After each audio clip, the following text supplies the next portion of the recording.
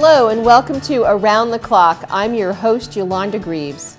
On today's show, we will be having a discussion about the Community Aggregate Program. We will be interviewing Lisa Price of Red Dress and Upfront Yoga fame. We'll have our Selectmen's Update.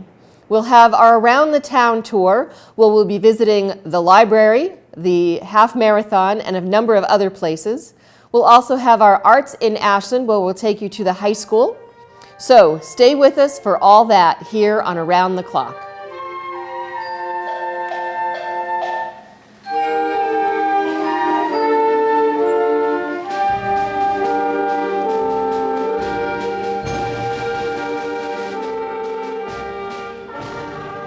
Welcome back to Around the Clock. It's time for the Selectmen's Update for the meeting held on March 16th.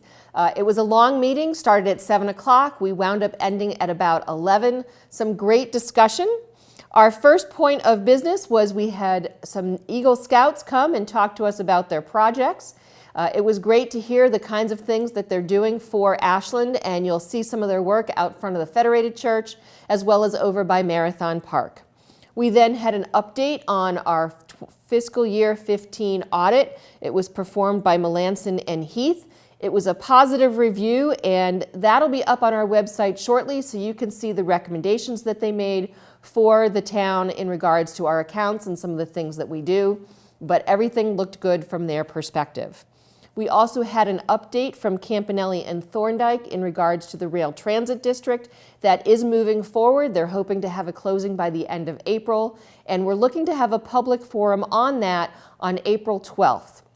So put that in your calendar, and hopefully you'll come visit and ask some questions and give us some input on that project.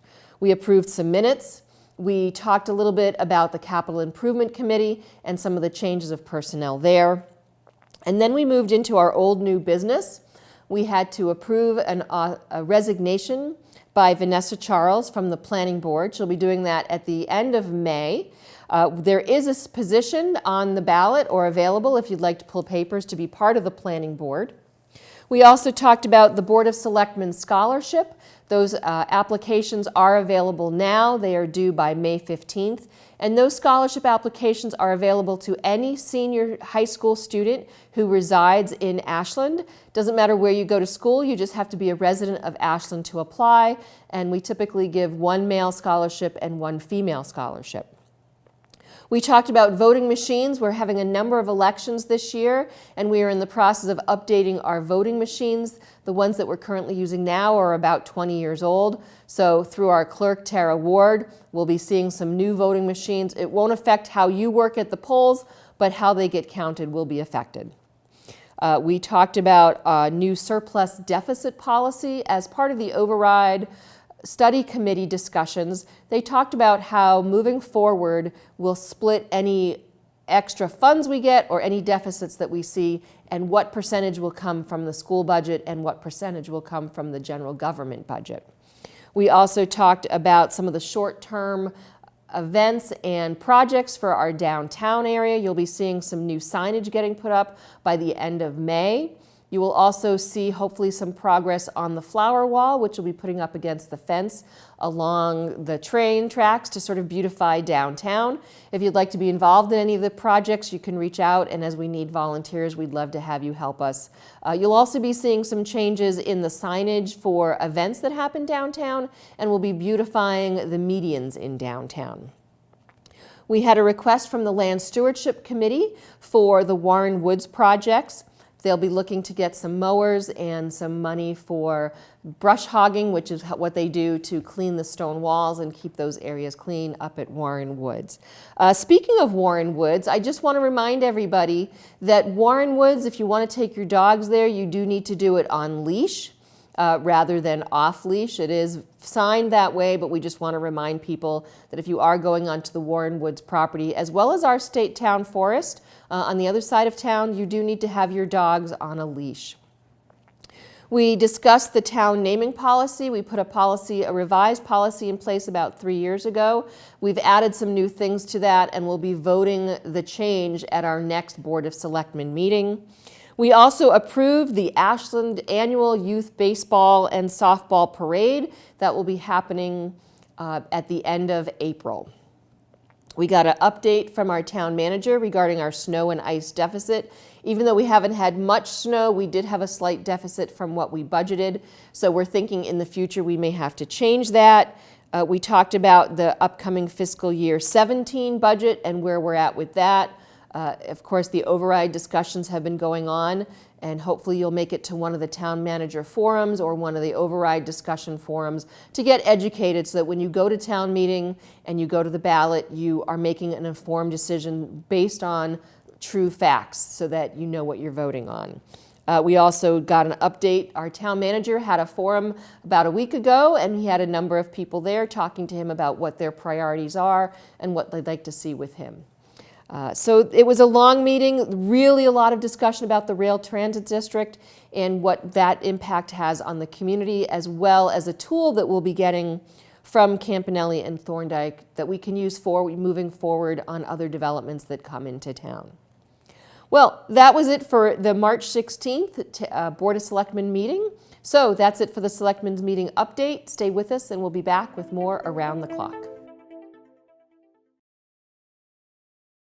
Welcome to Around the Clock. I'm your host, Yolanda Greaves. I have a very special group of gentlemen with me today. We are going to be talking about the Community Choice Power Supply Program that's coming here to Ashland. First, I have Mike Herbert, the Ashland Town Manager, directly to my left. Then Philip Williams, our Energy Manager for Ashland. And then we have two guests from Colonial Power.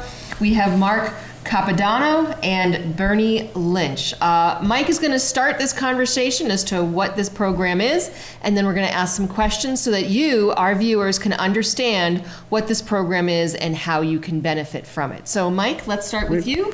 Thanks, Yolanda. What's this program that we're talking about? Sure. Well, thanks again for giving us the opportunity to come here and explain the program and talk about some of the particulars. But, the Community Choice Program or Municipal Aggregation Program is an opportunity for communities to really provide an option for residents to go with a different energy supplier that would in turn allow them to reduce their electricity bills and their utility bills. And as you know, I mean, the Board of Selectmen and the Town Manager's Office are always looking for opportunities where we can help save residents money. And so this, as long as it makes sense, and right. This is one of those opportunities where it's a win-win. So, Phil Williams, as our Energy Manager, has been working with Mark and Bernie to bring this program to Ashland, and we're starting it up right now. Great. Phil, why don't you take us through how we got to this program and where we're at right now with the progress. So Michael actually brought this to me probably in the fall, so I'm always kind of keeping my finger on the pulse of opportunities with energy in the town, but Michael showed me this one and had me be the point person. I was contacted Mark, who the town has worked with in the past on an aggregation plan, and we met and went over some of the specifics, and I couldn't believe how good of a deal it would be for the town to have this kind of opportunity to get these savings with really, it seems like there's not a lot of risk involved in doing it. And this is not a new program, it's just one of those programs you can opt in and out of. So we had done it a while ago, and now we're opting back in. Phil, why are we opting back in now? So the rate that we contracted at the last Board of Selectmen meeting, or maybe it was 2 meetings ago, is 8.67 cents per kilowatt hour, and the current Eversource rate for the basic customers in town is 10.84 cents. So you're, essentially saving 20% right off the bat for doing nothing. Right. You have to change anything. It's just a discount off of what you're paying now. And last summer it was 10.05, and I think last winter was really bad. I think it was around 15 or 16. It was very high. So nothing in the recent future is even close to what we've negotiated to get through this summer and next winter. Right. So Mark, as the representative from Colonial Power, give us a little more details about the program and what residents can expect. Yes, thank you, Yolanda. So over the next week or so, every resident in town that has an electricity meter will be getting a mailing in the mail. It will come with an opt-out card and a customer notification. It'll show them the basic service rates that Phil just went through, the 10.84 compared to the 8.667 for the town's rate. every customer has a choice. If at that time, before the program ever starts, anyone can opt out if they so choose. That's before the program ever starts. 30 days after that, on their next meter read, everyone will be switched. It's seamless. Everyone will be enrolled. There'll be a simple notation on their bill, their next bill. Not until their following bill will they actually see the rate on their bill. We use electricity first, and then we pay for it. Right. Nothing changes from their side of it. So they'll still make a single payment to Eversource. Eversource will take what's theirs and send along to the winning supplier what's theirs. The winning supplier on the town of Ashland was Verde Energy. So you'll see that their name on the mailing. The mailing does come from, it looks as though it comes from the city. It has a city seal on it. And it is, all been approved by the city and the Department of Public Utilities Consumer Division. It doesn't require the end user to do anything to participate. But what I want to make sure that everyone understands is if they don't do anything, they will be enrolled at the lower rate. So why is it an opt-out versus an opt-in? And I know as we were talking about this with people after our Board of Selectmen meeting, that was the question. Why opt-out versus opt-in?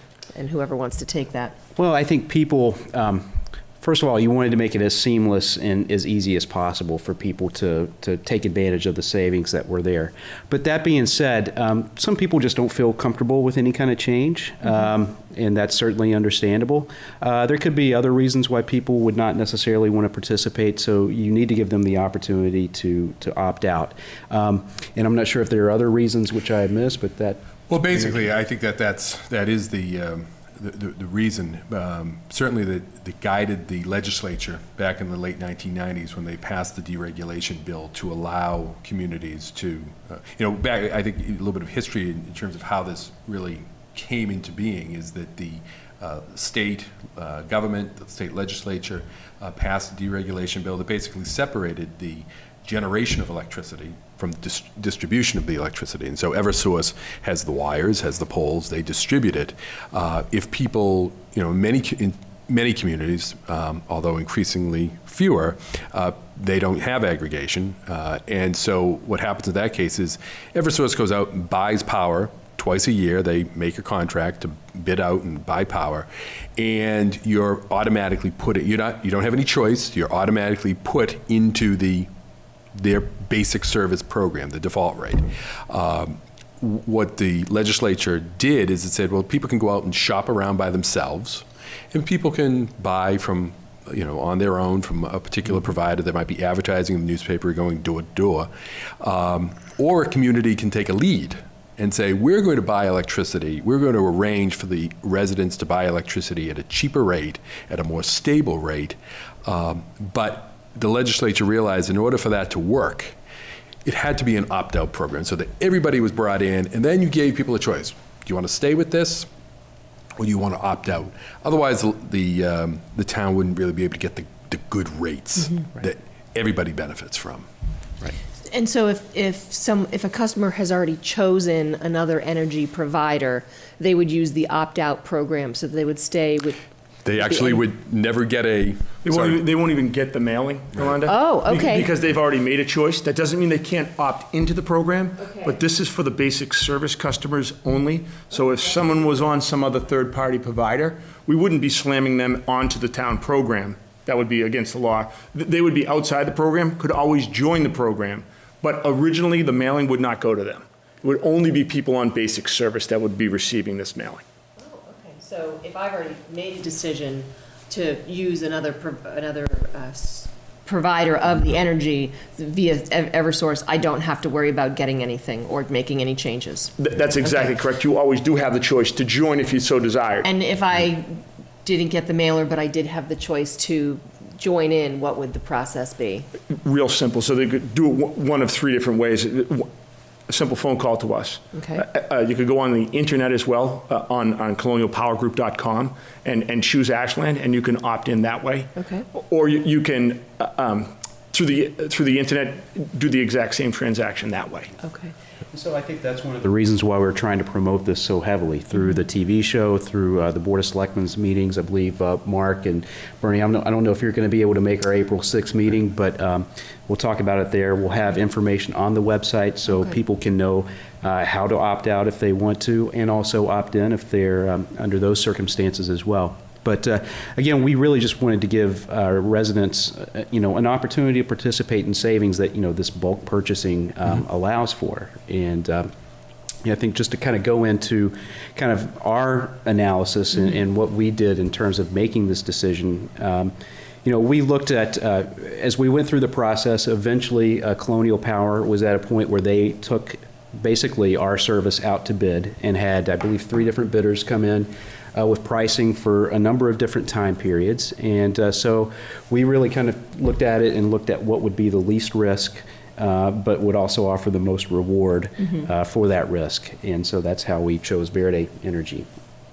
Great, and I know the rate was fluctuating when you presented at our meeting, almost a month ago now, and then when we were talking about the rate. So, Phil, again, what are the savings that our residents could potentially be seeing? So you'll save, it's 2.2 cents per kilowatt hour, and I think we use a metric of like 750 kilowatt hours a month for the average resident. So that would amount to, I think, about $16 or $17 a month over the 12 months. But again, that could fluctuate in the winter. Right. And again, that could fluctuate greatly if the rates go really high in the winter again, which is, I would say, likely. And how long is this pricing good for?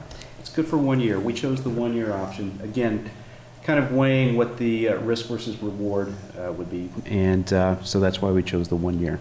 But as Phil says, I mean, even somebody saving $15 a month, that comes out to about $180 a year. So it's a real win-win. Okay, so when will people see the mailing?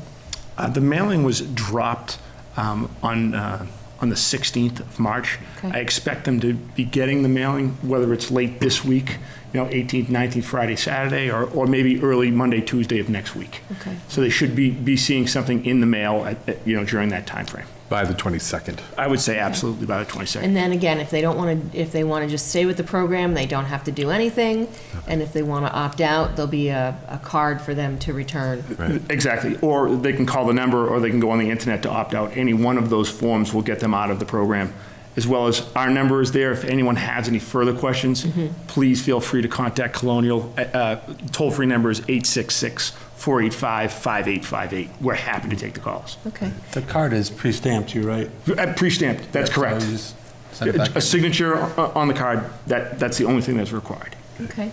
And then one last question, Mike. So how did we pick Colonial Power in regards to doing this aggregate program? So just like we had to go out to bid for the energy pricing, we had to go out and do a request for proposals for the energy consulting services. And that's how we picked Colonial back in, I believe it was 2012? 2012, that's correct. 2012. So, and so they've been working with us since that time period. And again, this is not the first time we've entered into the program. Right. This is actually the second time. But Colonial was part of the first time that we entered, and we're happy to work with them again.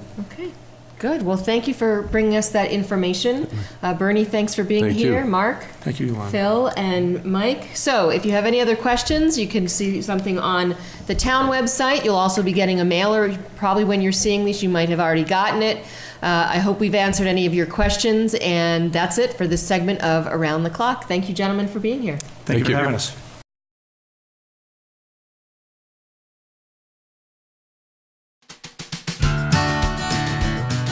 Around the Clock is on a little bit of a road tour. We're here at the Red Dress in downtown Ashland. We're going to be speaking with Lisa Price, the owner. Lisa Price has had 3 businesses here in Ashland, the Red Dress being her latest endeavor. It's been here about 4.5 years in downtown Ashland. She's getting ready to go on tour and try something else. So come with me as I go inside and speak with Lisa Price of the Red Dress and Upfront Yoga.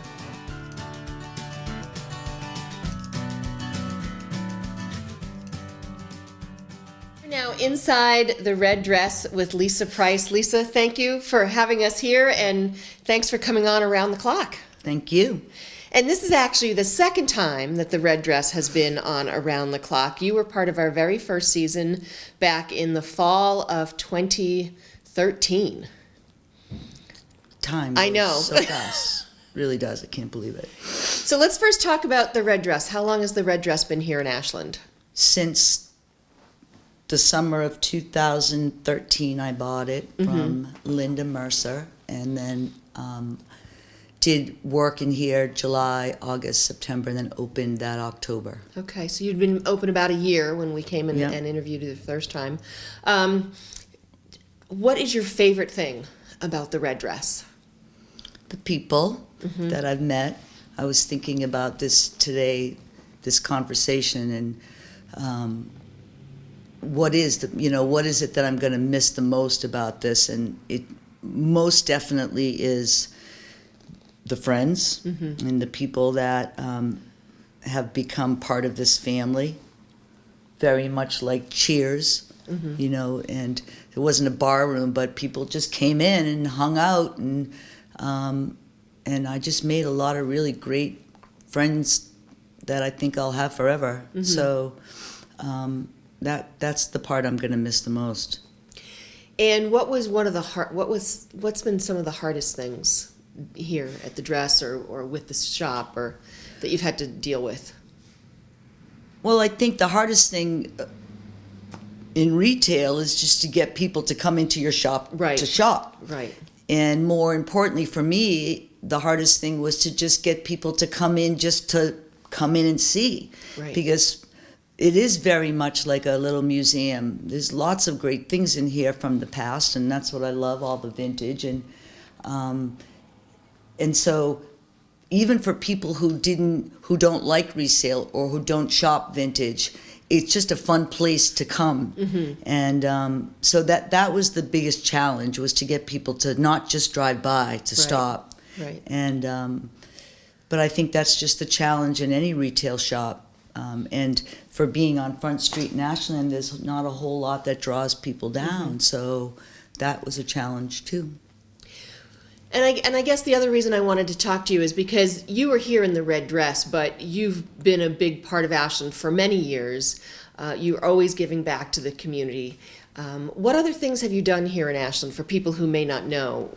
What else? Well, I was the original owner with Dennis Provincial of the Sunnyside. I bought it from the Pearsons, and it was called Wally's, and we changed it to Sunnyside, so that was one. And then when that ended, I bought 50% of Ashland Nautilus, so I had a gym, and that's where Priceless Bodies was born, personal training. So I've had 3 businesses here in Ashland. Yeah. Now, part of Red Dress has also been your upfront yoga program. Can you talk a little bit about what that was? That was just the best. Yeah. But the Masons, this is the Masonic Lodge, the North Star Masonic Lodge, which I love the name of that. I thought that was great. They gave me the opportunity to use their meeting room, and so I could teach again, because I missed teaching, and it was beautiful. And I say we because there was a group of us that we all came to practice together, and it was just a gift. Yeah. So I think that I was able to introduce yoga to people that maybe never would have done it, because it was donation, and yoga can be very expensive. Yeah. And some people who just live in the back, who walked here, it was great. It was I think, maybe the highlight of the red dress for me. And I can actually attest to that, having been in your yoga class, and as I talk to people about it, and I know for myself, your yoga class helped me get past some physical issues and some things that I was dealing with, and you just had a great energy. So I know, and I'm not just speaking for myself, but many people were waiting to find out where you're going next with your yoga.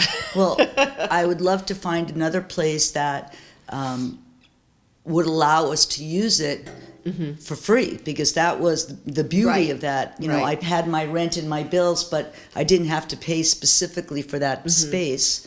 And I think that's what made it even better, was that we were all community. It wasn't a gym. Yeah. I wasn't the owner of a gym. We were just there to practice together, which I think is awesome. What do you see next for yourself? I have no idea, but I totally am hooked on the whole picking thing. And I love searching for treasures and finding them. And so I think that I'm not done with that. It would be how I'm going to do that. I have a little garage across the street, so there's be a lot of things that I still have that I would like to share and sell. So I'm not quite sure. I'm keeping my website. I'm going to keep my email list and the Facebook page, and see what happens. I don't know. Because you had your service, your spot-on service that helped you find things for the shop. You want to talk a little bit about that? Well, I'm going to still do that. That's when I help people downsize and move, and I did it for a really very affordable. Everyone told me I was too affordable in exchange for the stuff.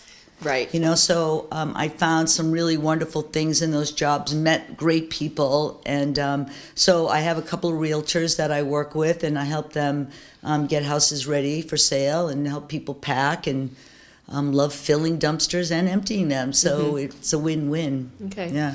Now, as we're sitting here, my arms are on many Reader's Choice Awards, and you have a funny story about some of those. You want to share that with us? Well, I just think that this is hysterical because there's, what did we say? Almost 60? Yeah. Like almost 50 That's just Reader's Choice incredible. Awards. And Yeah. so the first year, I think they start marketing the contest in January, and then the results come in June. So that first January, I had been open October, November, 4 months. So I had started my Facebook page and said, people vote for the red dress. Well, at that first year, I think I got 14. That's pretty powerful. And It's what was fun. the funniest one you got that first year? The best bookstore. Best bookstore. Garden nursery. I got, you name it, I got it. I got every one you could possibly get. It was just furniture store consignment. But as the years progressed, at first I said, 14, oh my God, that's ridiculous. Nobody gets 14. And what am I going to do now? Next year, I'm never going to be able to, I'm just going down. But then the second year, I got 17. The guy thought I was in the mafia. It was very funny. And it's a good lesson in the power of Facebooking. Yep. And social media, because that's what this is all about, you know. Okay. So, but it's awesome. It's a good little reminder that I'll take with me. Yeah. I won't hang them all on the wall, though. No, that's a few too many. Now, the other thing, for those of us who know you well, we're sitting in front of your drum set. It is something you've taken up now recently. What led you to wanting to play the drums? Well,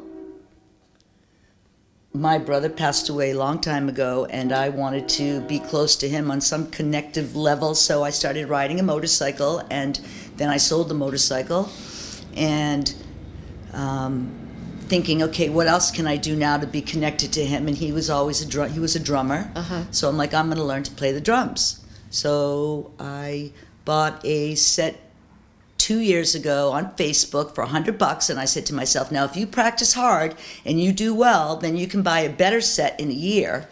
So I did. I practiced and I got a little better, and so last year I bought this set, which is a vintage Ludwig rocker set. Yeah, that's a nice one. Very cool. Yeah. And said to myself, if you practice for a year and you get better, then you'll get a better set. So I'm actually not a good drummer, but I can play drums now. I can read music, and I just think it's awesome. It's a great, I love to go to my lesson. I love to practice, and I think everybody should always be a beginner at something. It's humbling. Great advice. Great advice. Now, before I let you go, there's always one question I ask, and this is my first time interviewing you because I was not part of that original interview back a couple of years ago. But the question I have for my guests is there something about you, Lisa Price, that not very many people know that you would be willing to share with our viewers? You're so funny. Well, I guess we can share this. That's just so funny. Is that good? So I was a professional cheerleader. Oh, God. I have pom-poms to prove it. And I don't think a lot of people know that about me, but I think I'm a cheerleader anyway. I just don't carry around pom-poms all the time. Right. And so that's one secret that I'll share. Okay. Yeah. Good. Well, Lisa, how much longer is the shop going to be open if people want to come and visit you one last time and come see what they can So take I'm away? here until the end of the month, but I'm hoping to actually just really be done in terms of emptying the shop out as much as I can on Sundays, Easter Sunday. So probably I will be here. The garage is across the street where I'll be moving things to, but all week I'll be opened. And I open at noon. I know that's a little late. Friday I'll open earlier, but I stay late, and everything is priced to sell. Some of the things in here that are really beautiful, vintage, I'm not going to give everything away. Right. Some things I will give away. I don't know. I give a lot away. I just tend to do that. People are like, that's why you're not making any money. But no, so, come shop. There's Mother's Days and Father's Day and graduation, and there's some really cool things in here. Local artist is still here. Pamela DeYoung, her stuff is still in here. And she's given me the opportunity to sell it at a discount. So it'd be a great chance for people to have her art. And that's it. Okay. Well, Lisa, thanks for having at the Red Dress. And ladies and gentlemen, I hope you come down and visit Lisa and come see what wonderful treasures you can find here at the Red Dress. Thank you.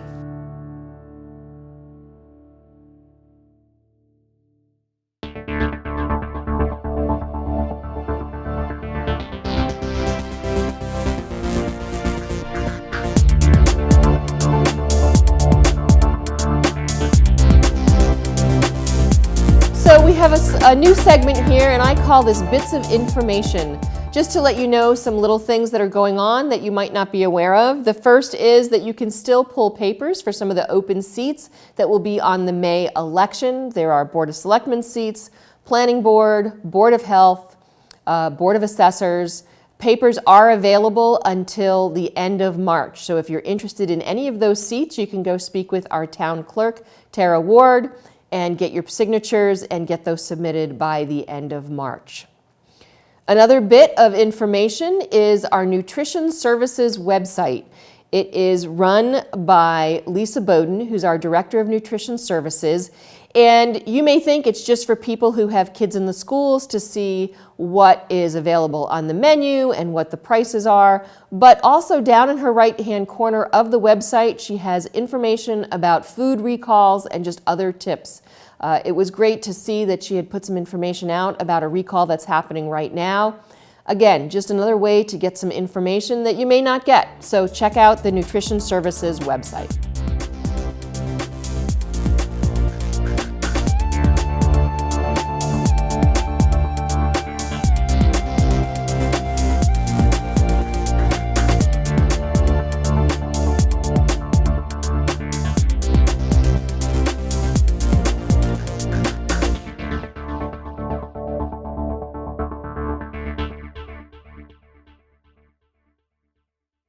We like to share public service announcements that we get, and the next one is from the Ashland Police Department, and it's talking about see something, say something, especially as we here in Ashland get ready for the Boston Marathon, which will be coming through on April 18th. Take a look. Massachusetts is home to over 6.5 million people. It's rich with historic, multicultural, and iconic events. Each day, residents and millions of visitors enjoy the vast opportunities that the Commonwealth has to offer. Unfortunately, we know all too well that there are individuals out there that try to disrupt our community with intentional acts of crime and violence. Each of us can help law enforcement and public safety officials prevent these types of incidents by always remembering that if you see something, you should say something.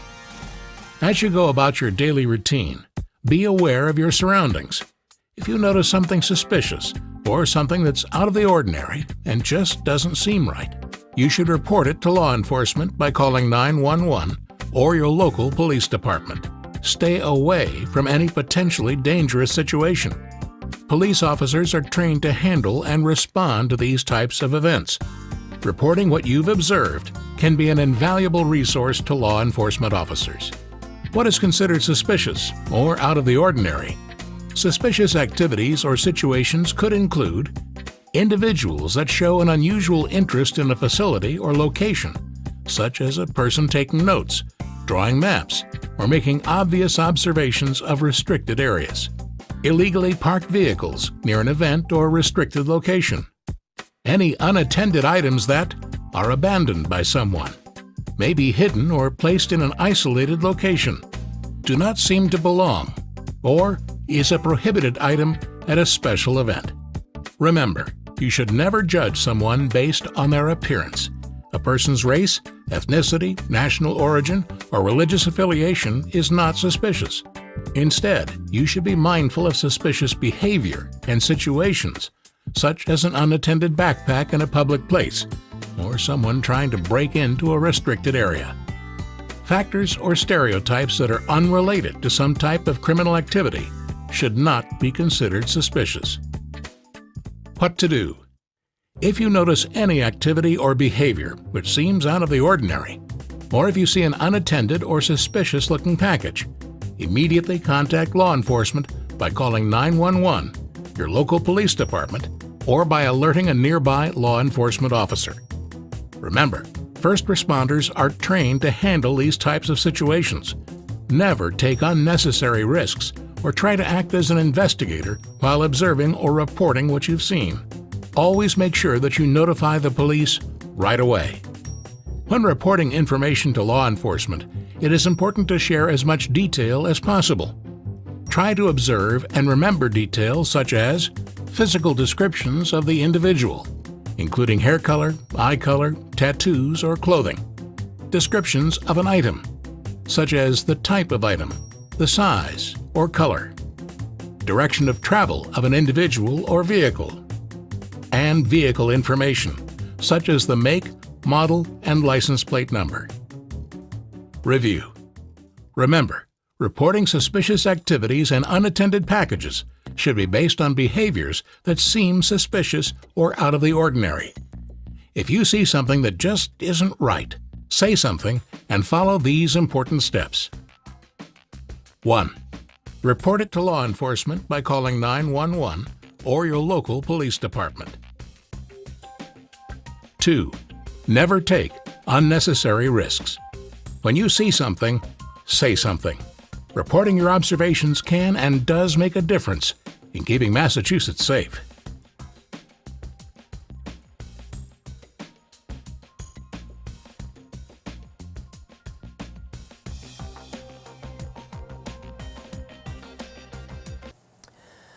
Well, hard to believe that's another ending for this episode of Around the Clock. I would like to thank Lisa Price for speaking with us, and we wish her best of luck on her new endeavors. I'd also like to thank Mike Herbert, Philip Williams, Mark Capadona, and Bernie Lynch for speaking to us about the Community Aggregate Program. I hope you've enjoyed our Around the Town tour and our Arts in Ashland. If you ever have a story you'd like to share with us here at Around the Clock, don't hesitate to reach out. And I hope you enjoy, and maybe we'll see you at some of the upcoming events.